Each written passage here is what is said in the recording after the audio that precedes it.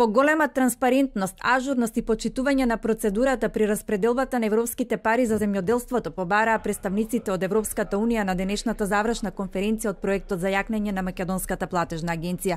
Според директорот на Словенечката платежна агенција Бенедикт Јаренко, Македонската агенција има недостиг и потешкоти со кадарот, истовремено мора да работи и на усогласување на домашното со европското законодавство.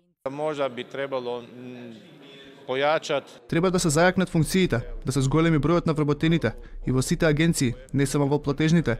Ние многу инвестираме во IT технологии. Тоа е еден дел каде што постојано не достигаат пари. Сметам дека Македонија е вистинскиот пат. Европските барања и процедури се релативно комплицирани и тоа го чувствуваат сите земји кандидати за членство во Европската унија.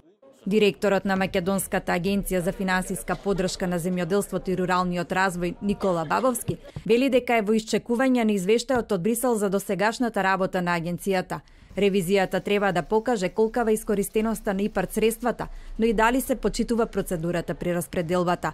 Конечниот ревизорски извештај го немаме се уште добиено како што слушнавте, меѓутоа претпоставуваме дека не сме баш најсјајни, за жал, и токму заради тоа ги организираме овие вакви твининг проекти кои ни користат за да ги усвоиме кај нас искуствата од другите платежни агенции. Според Бабовски ќе се работи на подобрување на забелешките од ДЕУ, односно на јакнење на капацитетите на агенцијата која во моментот има 187, а реално треба да има 284 вработени.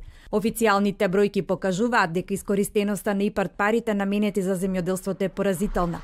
Од вкупно 67 милиони евра наменети за периодот од 2007 до 2014 година биле искористени само 11 милиони евра, што е околу 27%. За ИПАРД 2 програмата се предвидени 3,7 милиони евра, а на оглас од 2 април годинава биле доставени 1400 апликации. Се очекува првите договори да бидат склучени во февруари идната година.